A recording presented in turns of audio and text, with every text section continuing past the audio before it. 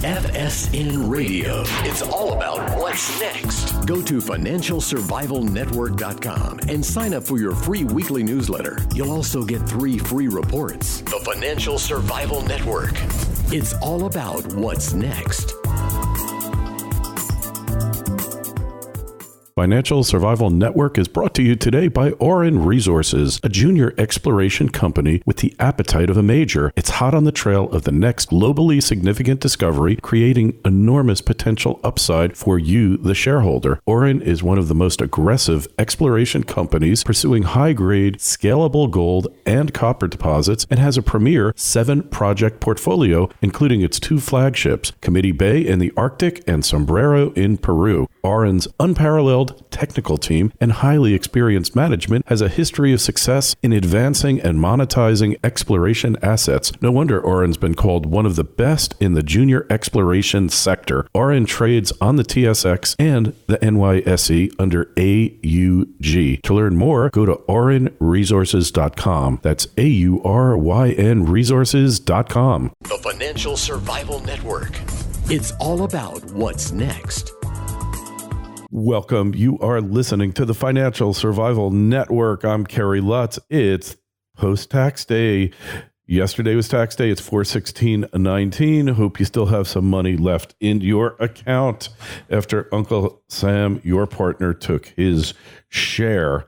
Well, as if that's not enough to worry about, then you've got these people calling up saying they're from the IRS and they're putting out a warrant for your arrest. Mind you, they can barely speak English.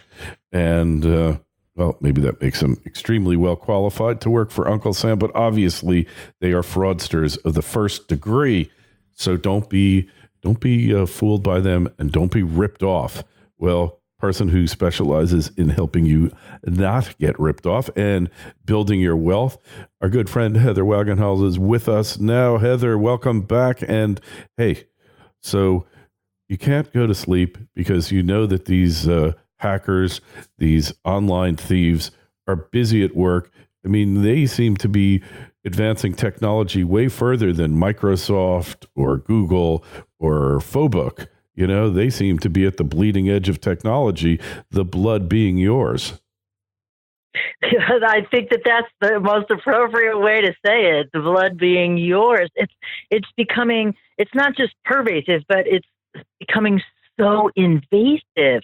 And these guys are they're being smart about things, and they're a step ahead. That's the problem with any of this cybersecurity. It's all reactionary. I mean, as best as they can be proactive, it's still, all right, well, we can close the barn door after the horses have escaped. Mm-hmm. And that's kind of, that's the challenge that we have. And it would be amazing to see what world we would have if these scammers actually put forth that same level of sophistication and ingenuity toward good things. Imagine what we could have if they weren't up to nefarious things. But it's becoming so invasive, and they're getting so much smarter. And as you know, on my show, we do a biology-based approach to success on Unlock Your Wealth. And we're busy focused on our day. We don't think about technology. We use technology, but we're not focused on it. It's an adjunct to our lives, and therefore it makes it so much easier when we're overwhelmed with having to pick the kids up from school and take one to tuba practice and the other to soccer, and then we got to get the spouse's dry cleaning, and I forgot this, and now I need to remember that for my own work presentation tomorrow, and it makes it difficult for us to be vigilant without wearing ourselves out. Yeah, and exactly. You always need to be on your guard. Sometimes you get a link. It's so tempting to click it, but you've got to just say, no, I will not click it. Some of them, there's like a little, depending on your browser, a preview function, your email program. You can kind of highlight the thing and it'll tell you. Others will send it to spam right away. Others will just reject it, block it. But it seems to me, Heather, that we are so far behind the 8 ball here that really anybody can get taken. Well, and it's easier and easier. So, you and I are at the forefront of news, financial information. So it would not be unusual for you and I to say, "Hey, have you heard about this?" And I send you a link, or maybe I've been given a presentation that looks real interesting that you may want to feature as we share guests back and forth on our shows. And so I can send you something, and now it's not just malicious files, executable files, because our computers already know to look for that. It's that Word document that might have some scripts running in it, or that Excel file that might have macros that we're not aware of that start triggering other things that may have gotten hung up in our spam. But because these things, you open these documents and it releases them, now it knows to go look for these other things, and it can execute files in a different fashion. And, ransomware, data theft, stealing corporate secrets. I mean, corporate espionage it's out of this world. I mean, we're starting to see some of the ramifications of people being caught with corporate espionage as of late. But, it's low-level stuff. It's not even the highbrow stuff that's getting passed. It's the low-level stuff, and they practice on that. And employees actually are the biggest challenge that companies have because it happens by accident. 79% of IT leaders say that employees are usually the ones that have unintentionally invited the security risk. Yeah. Well, that's like employees are also responsible for 80 or 90% of the inventory loss that a business suffers as well. Sometimes your employees, even if they're well-intentioned, are your worst enemies. Right. But you can deal with shortage a little bit differently than the loss of a trade secret. Mm-hmm. You can factor that into the cost of doing business. But when you lose the essence of your business via a trade secret, that's devastating. Yes. It goes to China. Before you know it, your product is being knocked off and widely distributed around the world, and you're not getting a thing out of it. You find it on Amazon. They're already selling it on Amazon before you even got your product produced. It's a little shocking, and it's far worse than that. So we know all the things we can do, but what is technology doing to defend us from all this? Well, it's just taking the simple steps, which, because our lives are so harried that we don't always think about this, but making sure that we have up-to-date antivirus information that we're backing up offline, not just to some cloud, because what if the cloud picks up your computer's local infection? Mm-hmm. So now you've just destroyed your backup of your backup. So offline backing up is always a smart move. Making sure that you have your credit completely frozen and locked down, because if, even if you apply for credit all the time, if that's what you do, as a real estate investor, I'm constantly looking for new mortgages, better ways to leverage myself to financial success. And I still have to freeze my credit because I don't want somebody else using it. Simple things like insurance fraud. People apply for insurance with your social security number. People become you, and they may actually maintain the quality of the credit because they want to be you for the rest of their lives. They didn't like what they did in their own lives, and you're their do-over.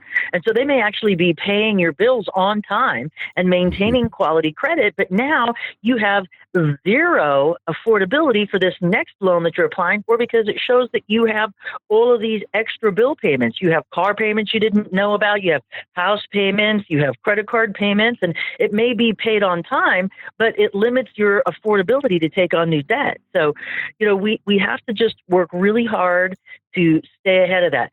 Keep your credit cards in your pocket. Make sure you use RFID blocking technology in your wallet. Don't use near field communication for Apple Pay, Android Pay, or any of those type of electronic wallets until you're actually ready to do the transaction standing right there at the register. Mm-hmm. Yeah. So these are simple things that we can do to avoid becoming a victim.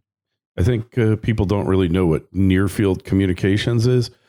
Can you just tell us about that? So it's like a a level of connection similar to what you would see as a Bluetooth. It's much closer in its technology, and it's what makes the transaction happen between your phone and the Apple Pay device or the Android Pay device.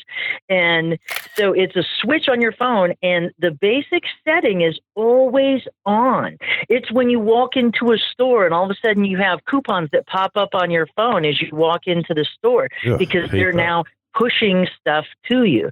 And so near field communication is this added feature that if you are not an electronic wallet user, you may not even realize it's on. In addition to being a battery suck, it also is making you vulnerable to have your sensitive data stolen. All I have to do is walk past you with an NFC communicator, and I can just bump up against you, and now I have your data. Oh my God. Simply by passing you in the street. That is awful. Ugh. Man, what a world. It is. What a world here. The world we live in, unfortunately. What the heck are we going to do here, Heather? I mean, you can't bulletproof yourself. I mean, you can't go off the grid. You could try to go off the grid, and God willing, I hope you're successful at it. But if you're like most people, you totally cannot go off the grid. No, I mean, not in today's world. I mean, because every day we advance to a new level of connectivity, and I don't know that that's a bad thing. I think that that's okay. I mean, think about how different we're doing business than we did, say, just 20 or 30 years ago. So the world has changed, and I believe for the better. The information out there says that what's happened is for the better. And if you think about it, before we had all of this technology, we had door-to-door snake oil salesmen, right? The guy I longed for those your days. Town on his little covered wagon with all of his potions, right? Yeah. So it's just the next generation of that. Yes. Hey, well, I think I would prefer the snake oil salesman. At least he had to look you in the eyes and lie to you and convince you. And really, these guys, it's like, you know what it's like? It's the whole way that warfare in the world has changed, Heather. It used to be there were two guys slugging it out with clubs, right? Then they advanced to swords and knives. First knives, I guess, then swords. Then they started with bows and arrows. So you saw that guy when you hit him a couple 100 yards away, but it was less personal. And then we went to cannon fire. We went to dropping bombs from planes. Now we'll be doing lasers, nukes, whatever. But you know what? The whole thing of scams has followed the same path. Not many of these scams are very personal, where a con man comes and connives a lonely widow out of her inheritance. It just doesn't work that way anymore, right? I know. I mean, because that takes work. I mean, it's what you just said, having to look the person in the eye and lie directly. And confrontation. Guts. I mean, we are like this whole culture, especially the younger people coming up, they avoid conflict. That's why, they can't even look you in the eye. That's why they haze you online, because it makes it more anonymous. Flame you. It's just remarkable that we're in this world. It's so different, and it's so it's just, we're not really prepared for it. Like you always like to say, like, the physiological, psychological aspects here of what's happening. And, we're just we're sitting ducks. We're not prepared for it. Right. But we're going to make ourselves, it's the other side of that coin is we're going to make ourselves sick trying to worry about it. Mm-hmm. So what we need to do is just create a level of security that we're comfortable with and have a strategy in place that will give us the tools and resources if or when it happens to us that we can take and participate in systematically. I have a really great worksheet on my moneycreditandyou.com website where you can download that are the steps that are involved in dealing with identity theft or credit card fraud, because they're different, and loan fraud, insurance fraud. There's different ways to handle each type. And unfortunately, law enforcement isn't going to make your life simpler, better, or be that panacea that we all hope that it would be. So we have to just be aware that we have to accept that it's our responsibility to make sure that we're taken care of. And the easiest way to do that, to get ourselves out of that panic or scare, is to have a plan in place, to make that unknown a known quantity. And that's simply by learning, creating information, adding strategies and resources to your mental toolbox. Yeah. So preparation, getting this thing is really the only way to do it. Have a plan, etc. What else do we have here? I wanted to review something with you. We talked about this probably a year and a half ago, 2 years ago, when all of the credit card companies were switching to this so-called chip and pin technology. But in the U.S., it just turned out to be chip and no pin technology. Has this thing done any good? Did we just get all new credit cards for no purpose whatsoever? Well, what's curious is that it's not chip and no pin, it's chip and sign.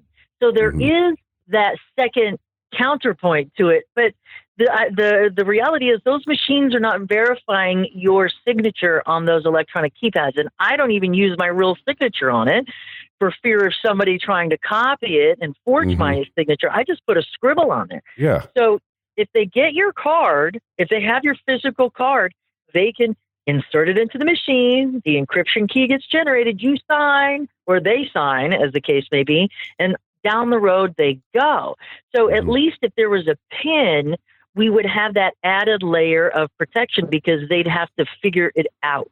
Yes. And that takes a long time to figure out, 4-digit pins, even if you let, a computer run, which they don't. It's going to take a long time to generate that. Yeah. You only get a few shots at it and then it shuts you down and it'll block you. Right. And then the credit card will figure out that, if there's a fraud attempt, and it'll just block the card entirely. Exactly. Half the time, Heather, I go to the supermarket, and if it's for less than a certain amount, I think like $100, you don't even have to sign. You just stick the thing in there and it's like, oh, well, here's the chip. It must be real. So all it's done is gotten rid of the forged credit cards because it's a lot harder to replicate the chip. But there's really nothing you can do about it. One thing I've noticed is they started putting all the account information on the back of the card instead of the front. So I guess for somebody looking over your shoulder, it becomes more difficult to steal that info. Right. But, it's, what do we do? We sit there and we fidget, and so somebody could be pretending to watch a video or take a selfie, and they could be filming you the whole time standing next to you in line. And, and so therein lies the rub. Yeah. Well, one thing we know, though, that has been very successful as far as swiping credit card info at gas stations is you're now required to put your zip code in when you fill up at the pump. So makes it a little bit tougher for them to steal it there with a swiper. In theory, yes. But, these, cameras now are the size of a button.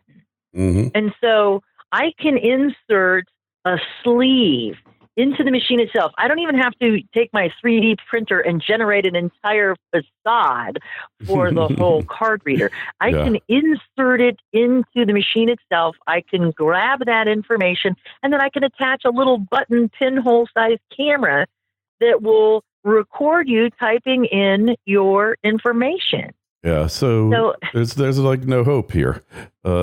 Till the things start doing retinal scans, even that, like the fingerprint on your phone, your fingerprint reader, that can be stolen. They can figure that out. All these other things. Hey, they'll kill you and use your thumbprint on it. My problem with the fingerprint reader is I cut my finger off and they sewed it back on. And so I couldn't get into my computer early on when that technology first, I'm like, oh, this is so cool. Nobody will steal my fingerprint, right? And I got locked out of my own computer because I couldn't open it. Oh, God. Yeah. I know. So, Yeah. And that's why I won't do the eye thing either, because the next thing you know, somebody will poke my eye out. Yeah. Yeah. It's a crazy world. Well, they seem to be able to break through that stuff on TV. Okay. In reality, in the real world, I'm not sure how easy it really is, but geez, it's, you got to wonder, Something strange going on here. It's about time they figured this thing out, though, and made it safe for you to use your credit card again. Yeah, and I just can't figure out how to get ahead. I mean, and I'm on the forefront. I just joined a new security organization to be able to figure that out.